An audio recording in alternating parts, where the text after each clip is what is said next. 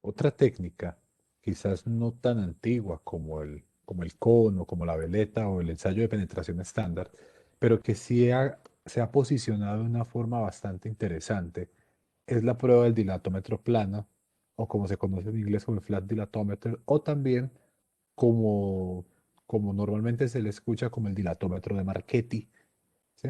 Es una prueba pues que vamos a discutir. Primero, pues porque también ya se encuentra en nuestro país y segundo, porque es un abordaje muy diferente que ha llamado mucho la atención. Este ha sido, el equipo la fotografía que vemos en la parte derecha de la diapositiva corresponde al equipo de ensayo. Fue un desarrollo del profesor, del ingeniero profesor Silvano Marchetti, pues que hace poco ya murió. Eh, un desarrollo, el profesor era italiano, un profesor de la Universidad del Áquila.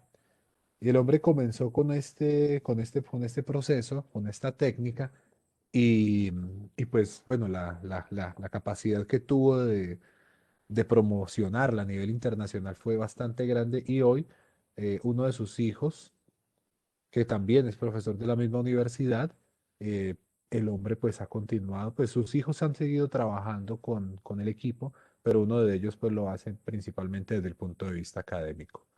El equipo se ha empezado a utilizar ya en muchos países, de hecho en Colombia ya se ha utilizado, tengo entendido, en América Latina ya varios países han utilizado, entre ellos Argentina, Brasil, Colombia, no sé si México, pero por lo menos en muchos de los proyectos, sobre todo a nivel de 4G, Ruta del Sol, se ha utilizado pues porque realmente su funcionamiento es bastante interesante. De hecho, el equipo pues ya está ya su uso es tan frecuente, sobre todo porque en los Estados Unidos se utiliza casi desde el principio que la ASTM ya pues desde el año 2015, si no estoy mal, existe una norma que regula el procedimiento de ensayo.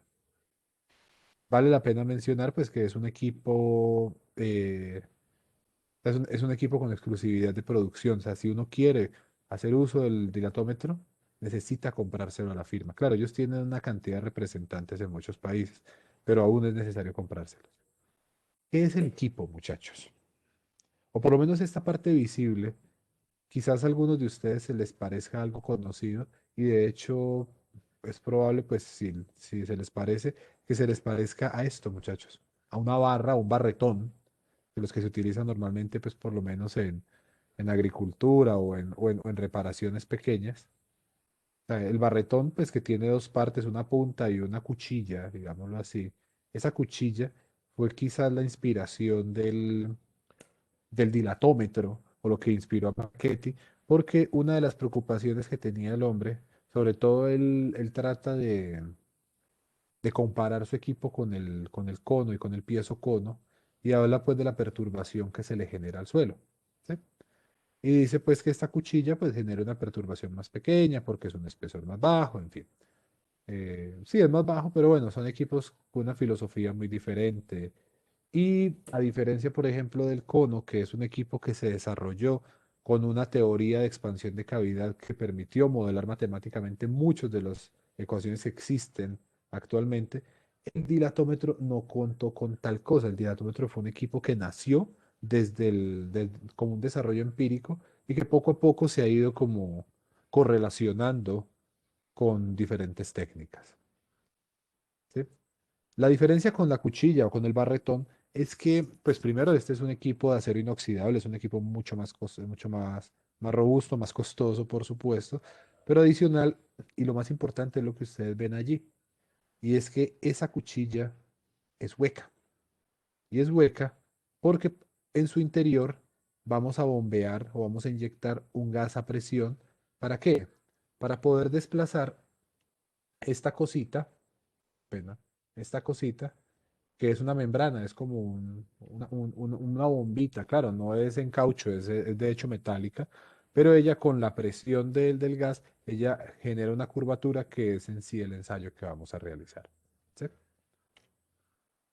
La aplicación del gas o del método del sistema que presuriza es el interior del dilatómetro, lo tenemos aquí en la pantalla. La verdad, les confieso, no sé exactamente qué tipo de gas se utilice, mm, pero el equipo realmente es bastante simple. ¿Qué es lo que vamos a tener? La cuchilla que vimos hace un momento. Este puede ser un repuesto, ¿no?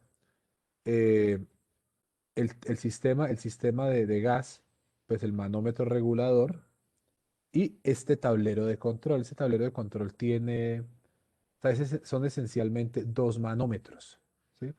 Si ustedes se dan cuenta, tenemos acá dos escalas, un manómetro de mayor precisión y un manómetro de menor precisión y un manómetro de mayor precisión. ¿Qué es lo que vamos a hacer?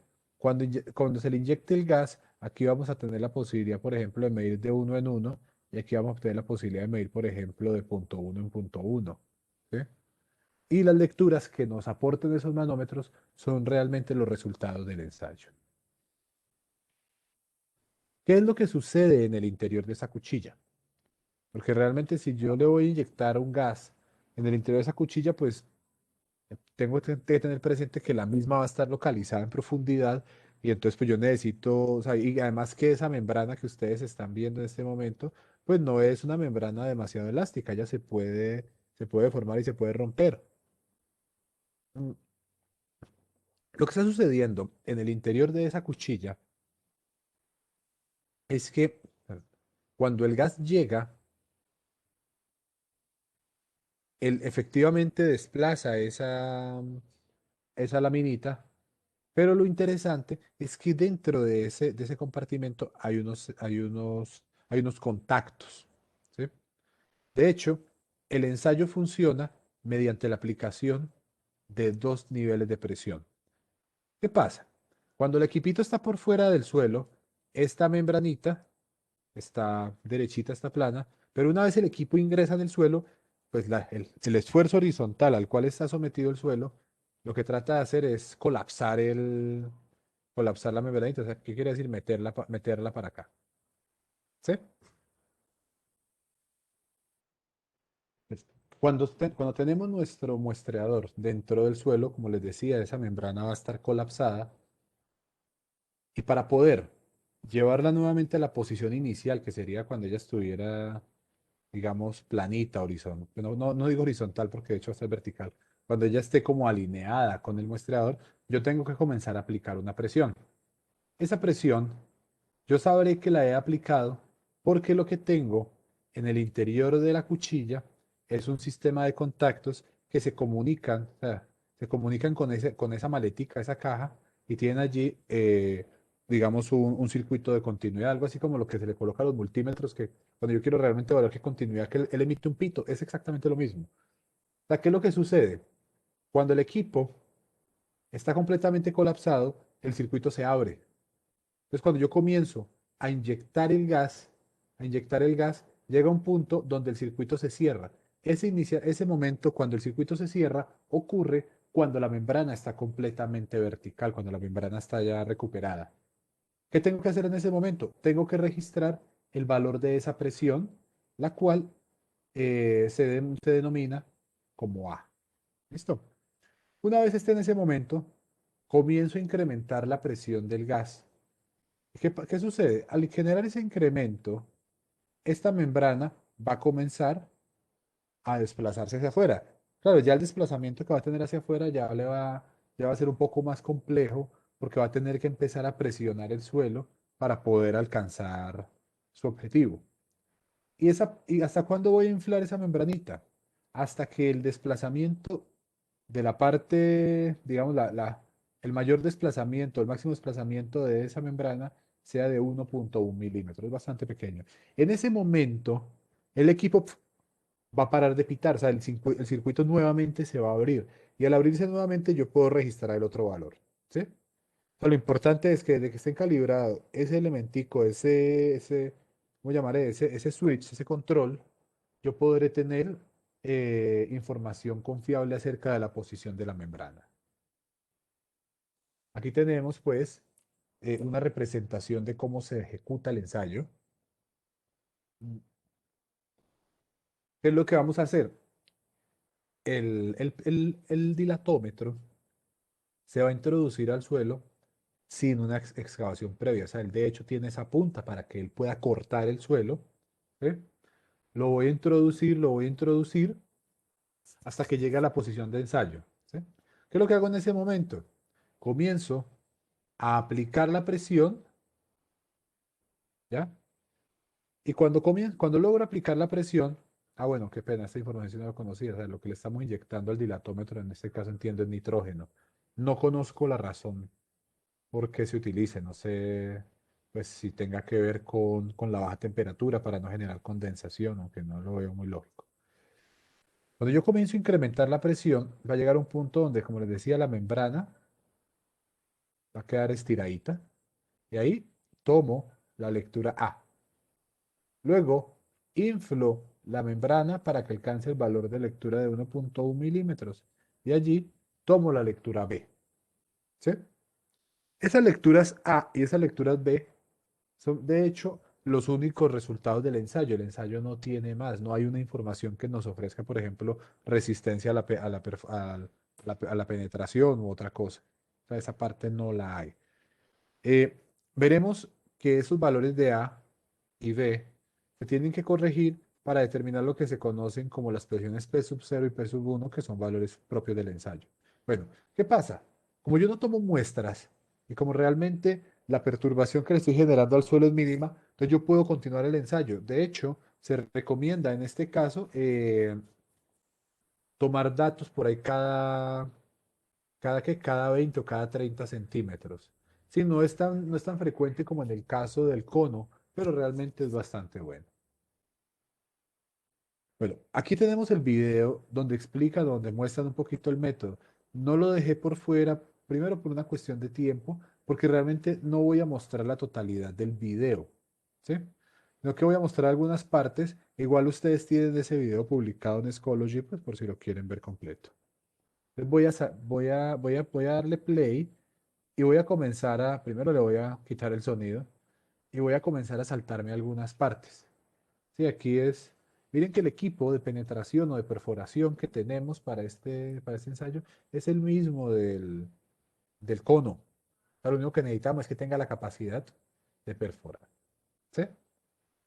Bueno, aquí esta parte se demoró un poquito, aquí están organizando el equipo. Eso que está moviendo el equipo son unos tornillos para poder anclarlo. Finalmente el equipo ejerce o funciona también como un marco de reacción. ¿Sabe qué puede suceder? Si el suelo es muy resistente, cuando yo trate de perforar, lo que va a suceder es que el remolque se va a levantar. Entonces, esos equipos siempre tienen que poseer un sistema de anclaje pues, lo suficientemente robusto para evitar la ocurrencia de ese fenómeno. ¿Sí? Bueno. eh, Una cosa que están haciendo esos caballeros allí es importante. De hecho, me voy a devolver un poquito. Ya les digo en qué minuto o en qué segundo. En el segundo 50, lo que está haciendo esta persona allí es utilizando el sistema de perforación con una zapata para poder apoyar algo allí. Lo que están apoyando es una zapata, un elemento sobre el cual se va a aplicar, se va a aplicar, al cual se le va a dar un golpe o se le va a aplicar una energía. ¿Para qué? Para producir unas ondas mecánicas y poder hacer la determinación de la velocidad de propagación de ondas S y ondas T, ondas P, perdón. Bueno, digamos.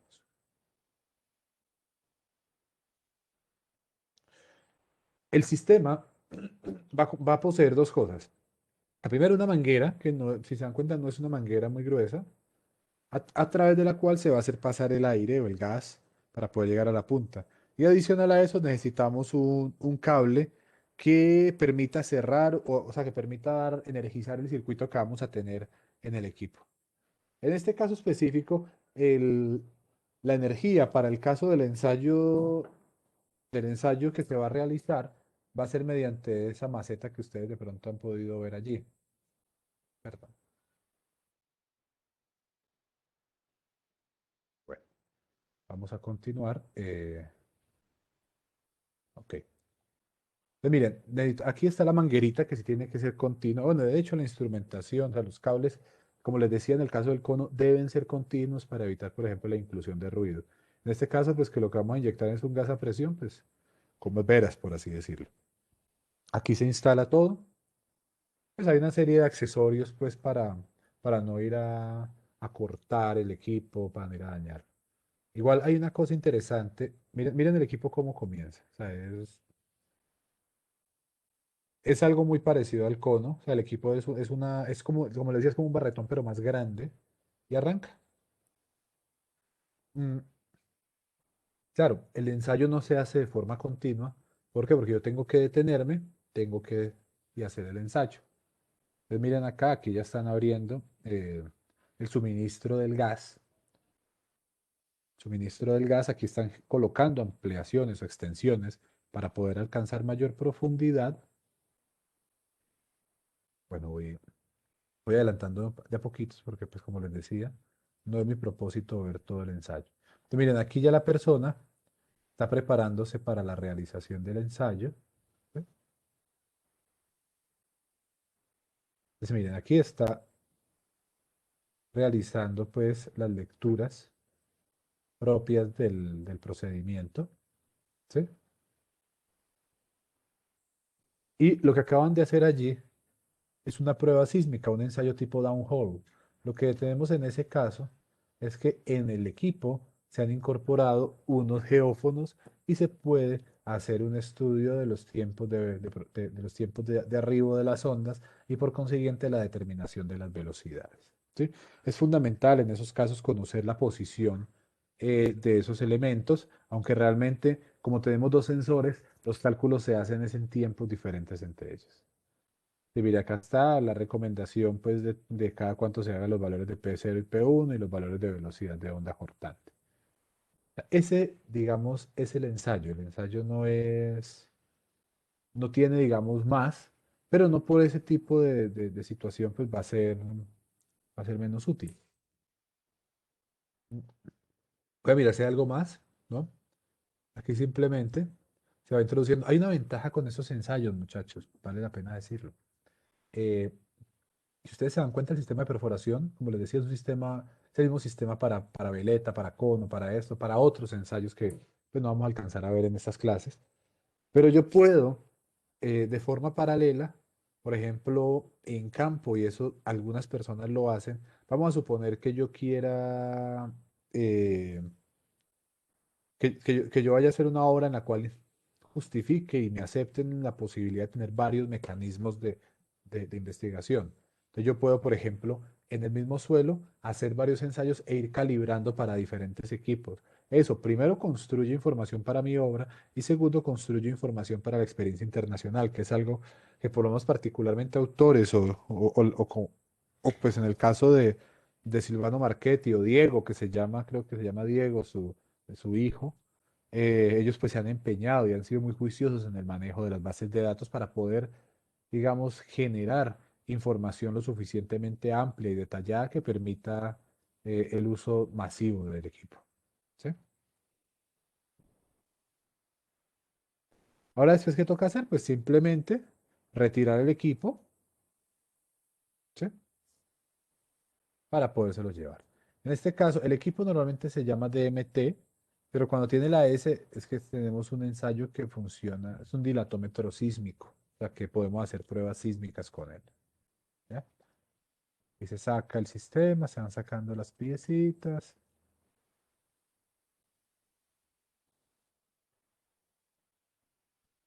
A ver,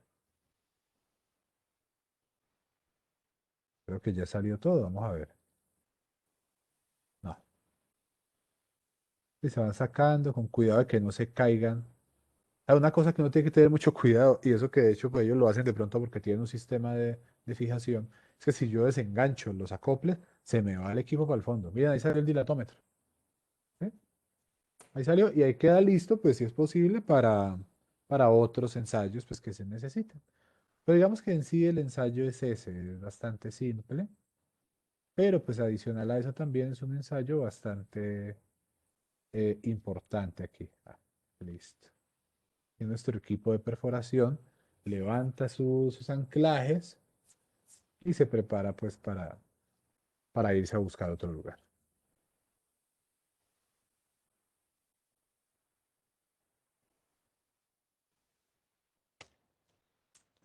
Ok, les decía entonces que en el ensayo yo determino tanto una presión A, que sería la presión pues perdón un momentito, estoy viendo acá mi computadora a veces no funciona muy bien. Ya. Eh, ya. Yo determino una presión A que fue la que les mostré en este caso, o sea, esta primerita presión, que es la presión para que la membrana quede derechita, y luego una presión B, que es la presión necesaria para llevar la membrana a ese desplazamiento de 1,1 milímetros. A partir de esos valores se determina lo que se conocen como presiones corregidas o los esfuerzos asociados al ensayo, llamados respectivamente P0 y P1. En la diapositiva tenemos la ecuación que nos permite calcular cada uno de esos valores, ¿sí? Siendo que A y B son las presiones medidas en el ensayo. Eh, Estos de acá, este delta A, son los valores pues, que ya son propios del equipo. Este, este delta B sería pues solamente el poquito de presión, o sea, no es el valor numérico puntual, sino, sino la diferencia. Bueno, y ahí tenemos la explicación, pues, de hecho los tipos produjeron eso, pues, digamos, de una forma relativamente empírica, ¿sí? Pero se producen esos dos valores. Esos valores nos permiten a nosotros calcular unos parámetros que son propios del equipo. El primero que se conoce como un índice del material, no es un índice de plasticidad, no es otra cosa, son parámetros propios del dilatómetro. Y ese índice se calcula, como ven ustedes acá, como la diferencia de presiones dividido la diferencia entre la presión inicial, ¿sí? Del ensayo y la presión de poros estática. Después, es un parámetro pues, en el cual ya necesito yo incluir ¿qué?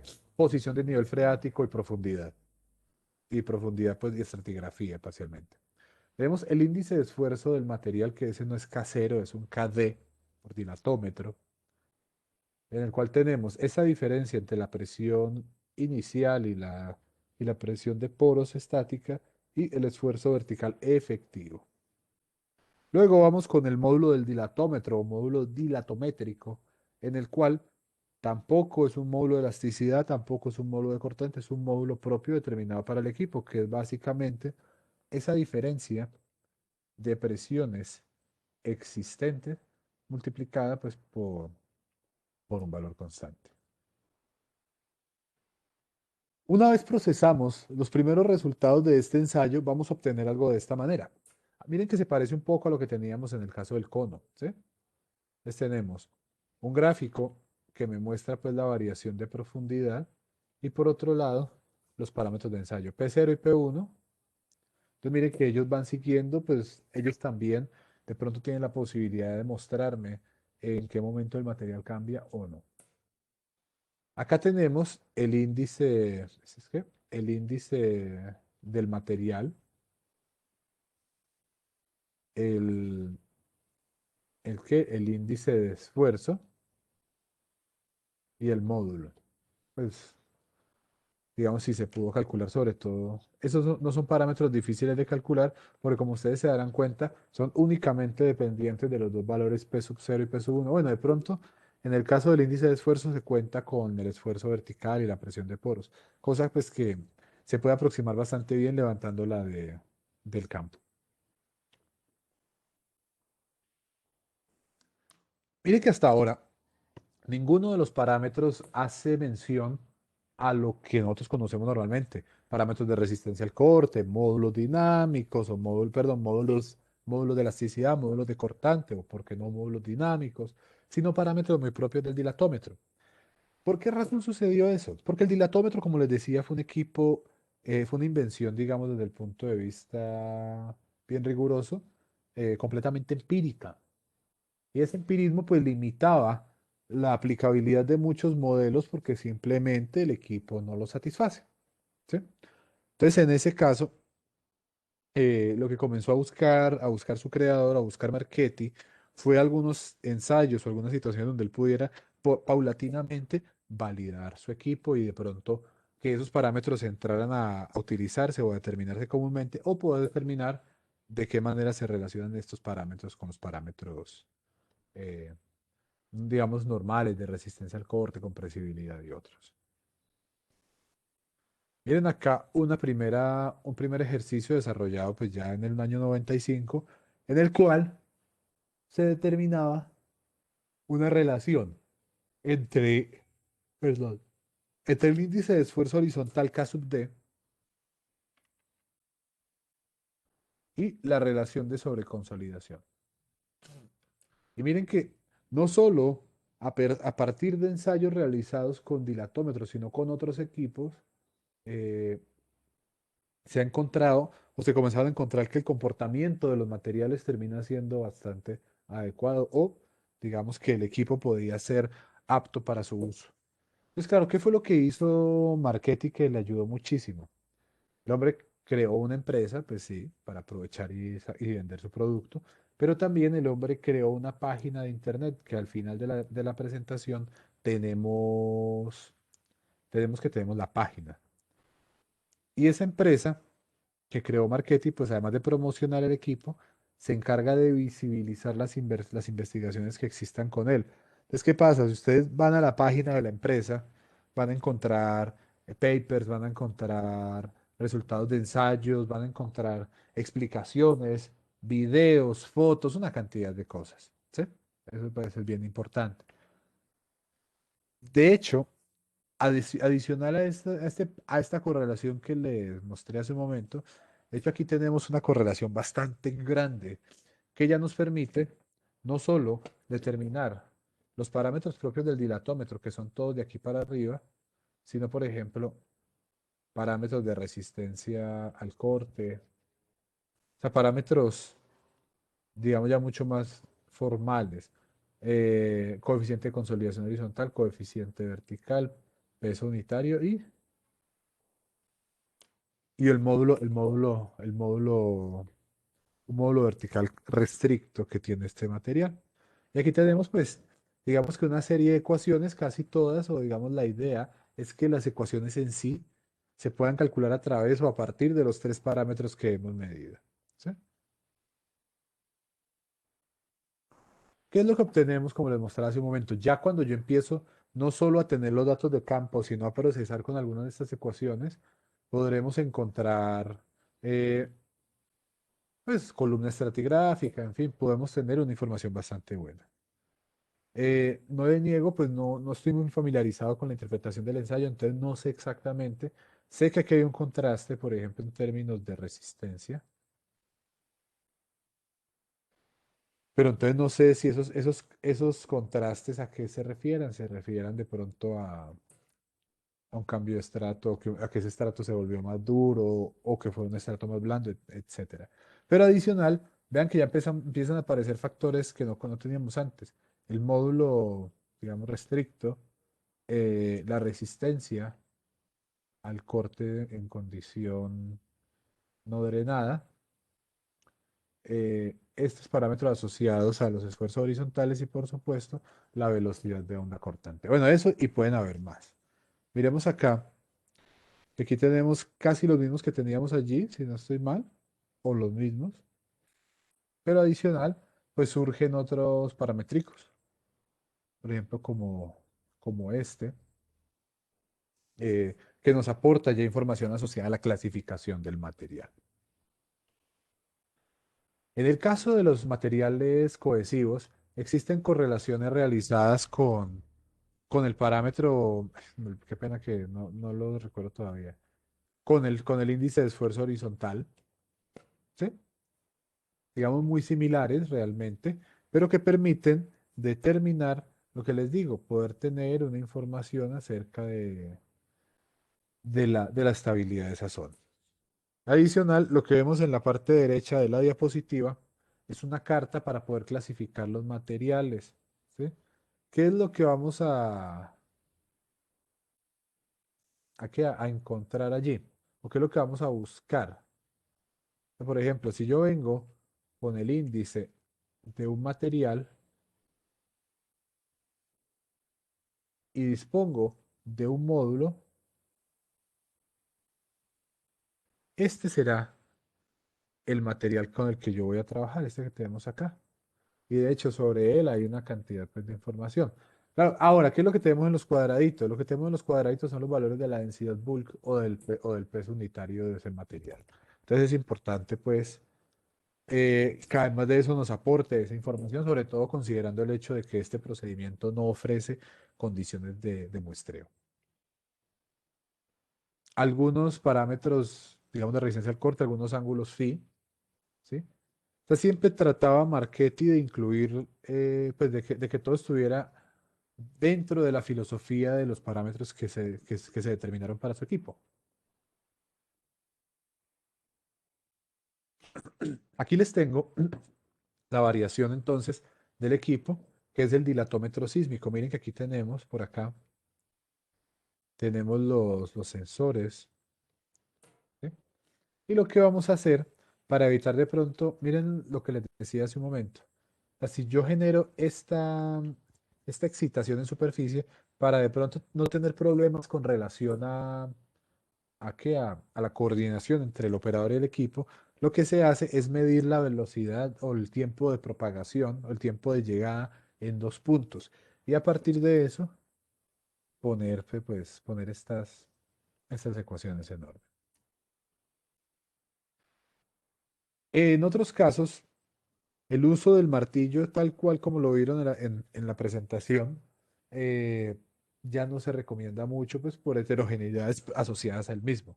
Entonces la idea es que ellos mismos recomiendan ese martillo que ustedes ven ahí en la pantalla, que básicamente es como un péndulo, tiene una masa de 12 kilos y se lleva pues al campo y simplemente se utiliza pues para impactar el yunque. Mire, por ejemplo, en el caso de ensayos de velocidad de propagación de ondas, pues tenemos acá diferentes ejemplos, los cuales muestran realmente que el comportamiento de ese dilatómetro para ciertos suelos eh, es bueno realmente. Bueno, eh, esto muchachos, digamos, sería como el fin de este capítulo. No quiere decir que sean los únicos ensayos, de hecho hay muchísimos otros. Claro, de pronto no todos se apliquen en el país, pero algunos de ellos, pues sí, de pronto me hacen falta por ahí uno o dos, pero digamos, para poder avanzar en el desarrollo del curso es necesario cortar por acá. La idea, muchachos, es que ustedes, así como les decía que las correlaciones dependen del material hacia el cual se vayan a aplicar, los ensayos también dependen. Los ensayos no son útiles para todos los tipos de suelo o no son útiles en todas las condiciones. Y pues esas tecnologías, digamos, ustedes poco a poco las irán conociendo, irán aprendiendo a trabajar mejor con ellas o a corregirlas y en fin. Bueno, listo muchachos, muchas gracias y con esto pues terminaría la parte correspondiente a este capítulo.